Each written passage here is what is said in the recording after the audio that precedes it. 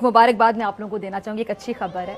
वज़ीर दिफा ख्वाजा मोहम्मद आसिफ ने पाकिस्तान को दिवालिया करार देते हुए वाज़ेह किया कि अवाम को फौरी रिलीफ देना मुमकिन नहीं। अवाम के लिए रिलीफ नहीं, परेशानी ही परेशानी।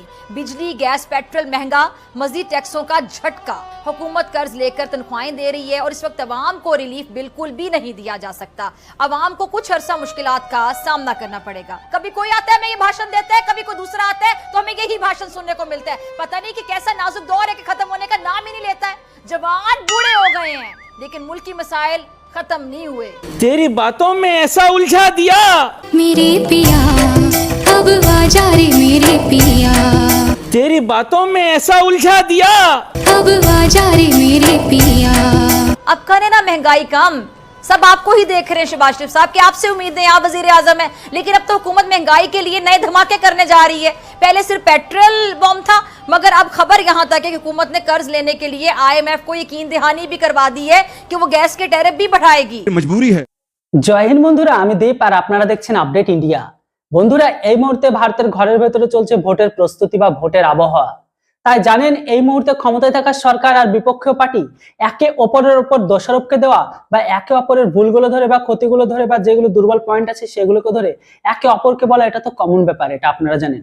কিন্তু আমাদের বর্তমান সময়ে ক্ষমতা থাকা পার্টির যে বিপক্ষ দল আছে সেই সমস্ত দলের কথাবার্তা যখন আমাদের ভিখারি পড়শি দেশের লোকের বা সেখানকার বুদ্ধিজীবীর বা সেখানকার মানুষগুলো বলে, তখনই বুঝে নিতে হবে যে ডালমে কুছ কালা হে। হ্যাঁ বন্ধুরা, বর্তমান সময়ে আপনারা জানেন যে আজকের দিনে পাকিস্তানের ঘরের অবস্থাটা কি। তারা ভারত বিরোধিতা করতে করতে কখনো গিয়ে এমন জায়গায় গিয়ে পৌঁছে যায় তাদের মনে পড়ে, ও আমাদের তো এখন আটার দরকার, রুটির দরকার, তাই তো লাইনে দাঁড়াতে হবে। এরকম পরিস্থিতি তাদের ঘরের ভেতরে।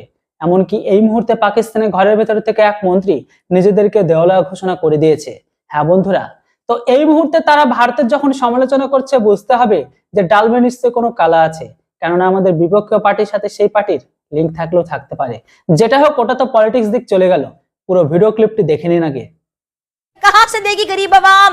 गवर्नमेंट को तो चाहिए आवाम को जहर दे दे, इस तरह स्लो स्लो स्लो नहीं, एक ही दफा जो है आवाम मुका दे काफी सारे। और यही नहीं, टैक्सों की तलवार बेरहमी के साथ चलाने का यकीन भी IMF को दिला दिया गया है।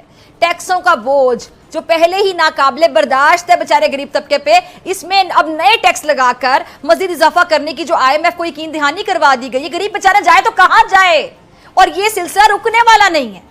इसलिए मेरा प्यारे पाकिस्तानियों को मशवरा है कि वो अपना बंदोबस्त कर लें कि बिलों की सूरत में उन्हें ऐसे ऐसे गम मिलने जा रहे हैं कि जीना मुश्किल हो जाए। अब नाज़रीन हो क्या रहा है कि ख्वाजा आसिफ जो कि वज़ीर दिफा हैं, उनकी जानिब से कुछ बयानात दिए जा रहे हैं।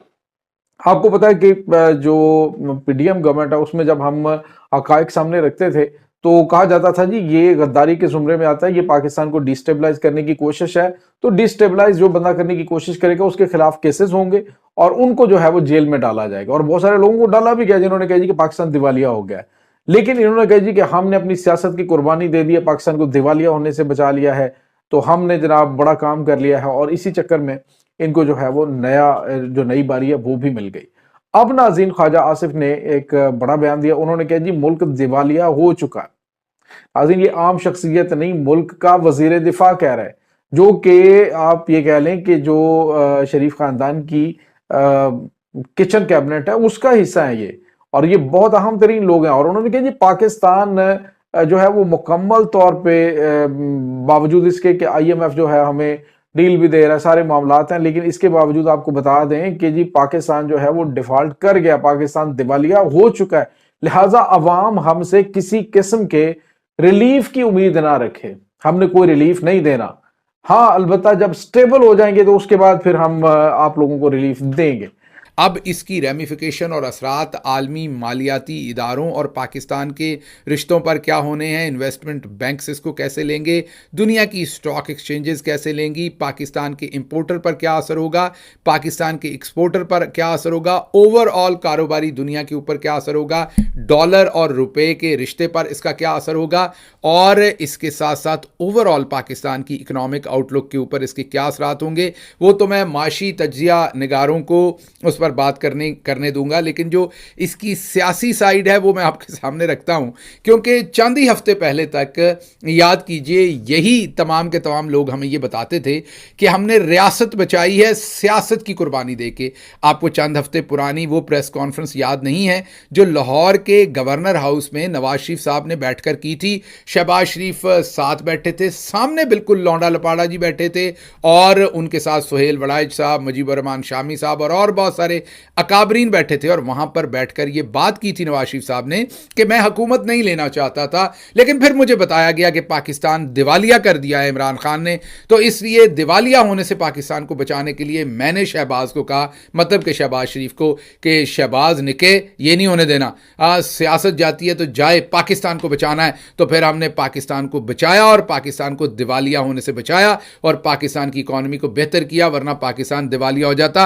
और फिर हाल में मौजूद तमाम पटवारियों ने इस पर तालियां भी बजाई और नवाज शरीफ साहब ने खुशी से वो तालियां रिसीव की। ये इन्होंने अब से चंद हफ्ते पहले हमें बताया था और आज इनका फॉर्म 47 पर जाली तरीके से जीत कर आने वाला और असल में अम्मा रेहाना डार से हारने वाला ख्वाजा मोहम्मद आसिफ, जो डिफेंस मिनिस्टर है, चौधरी निजामुद्दीन का सबसे चहेता, खुद से लाया हुआ, अपना ही वजीर बनाया हुआ, वो हमें बता रहा है कि पाकिस्तान दिवालिया हो चुका है। और उसके बाद ख्वाजा साहब कह रहे हैं जी कि मुल्क दिवालिया हो गया। तो इसका मतलब ये होगा कि मुल्क दिवालिया हो गया है तो जो लोग बैंकों के अंदर पैसे भेज रहे हैं, जो ओवरसीज पाकिस्तानी है जो पैसे भेजने वहां से भेजते हैं बैंकों के अंदर, तो उनको पैगाम दिया जा रहा है जी पैसे ना भेजना, ठीक है।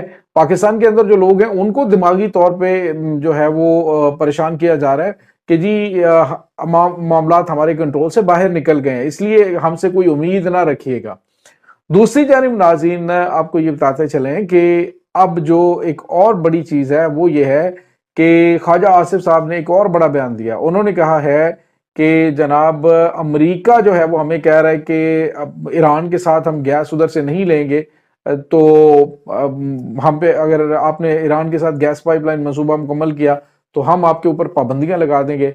तो बात वैलिड बात तो उन्होंने ठीक की, लेकिन सवाल ये पैदा होता है कि इस सिनेरियो में कि जब हुकूमत जो है वो हर तरह से IMF के सामने, अमेरिका के सामने लेटी हुई है कि जो आप कहते हैं हम वैसा करेंगे, तो ऐसे में ख्वाजा आसिफ जो है वो उन्होंने कहा जी कि हमें ये बताया जाए, अमेरिका अगर पाबंदियां कहता है जी कि ईरान से गैस पाइपलाइन मुकम्मल ना करें तो फिर हमें जवाब दिया जाए, अमेरिका जवाब दे कि फिर हम क्या करें, किधर जाएं। मुल्क के अंदर क्राइसिस है और हमारा हक है कि हम अपने हमसाया मुल्क से सस्ती गैस परचेज करें, सस्ता तेल परचेज करें, ये हमारा राइट है पाकिस्तानी अवाम का। तो फिर गवर्नमेंट ऑफ पाकिस्तान के ऊपर डोनाल्ड लू की जानिब से भी उस दिन धमकी दी गई, उसके बाद जो व्हाइट हाउस के तर्जुमान है उनकी जानिब से भी धमकी दी गई। বন্ধুরা, এটা তো আপনারা সকলে জানেন যে আমাদের দেশের ভোট দেওয়ার পরে কিন্তু আমাদের প্রধানমন্ত্রী নির্বাচন হয়। হ্যাঁ বন্ধুরা, ধরে নিন আমি, আপনি বা আপনার মতো লোকগুলো আমাদের নিজেদের সুবিধা মতো বা বলতে পারেন আমরা যাকে বাছি বা আমাদের যার কাজ ভালো লাগে সেই হিসাবে কিন্তু আমরা ভোট দিই। তারপরে কিন্তু ফল ঘোষণা করে তারপরে সিদ্ধান্ত হয় যে ভারতের প্রধানমন্ত্রী কে হবে। কিন্তু পাকিস্তানের সেখানকার সাধারণ মানুষজনের, পাকিস্তানের মন্ত্রীগণ, পাকিস্তানের সকলে জানে তাদের ইচ্ছা মতো কখনোই সেখানে হয় না। হ্যাঁ, ভোট তো তারা দিতে পারে ঠিকই, কিন্তু ভোট দেওয়ার পরে তাদের সেনাবাহিনী যেটা সিদ্ধান্ত নেবে যে সেখানে সরকার কে তৈরি হবে, সেখানে তবে কিন্তু সেটাই হয়। আমাদের মতো নয় যে আমরা যাকে ক্ষমতায় বসাবো সেটাই আসবে। তো বন্ধুরা, এগুলো তো এখন চলতেই থাকবে, কিন্তু বর্তমান সময়ে পাকিস্তান যে দেউলিয়া ঘোষণা করে দিল, এই বিষয়টা শুনে আপনারা কতটা আনন্দিত অবশ্যই কমেন্ট বক্সে লিখে জানান। চ্যানেলটিতে নতুন হলে সাবস্ক্রাইব করতে ভুলবেন না। Thanks for watching. জয় হিন্দ, বন্দে মাতরম।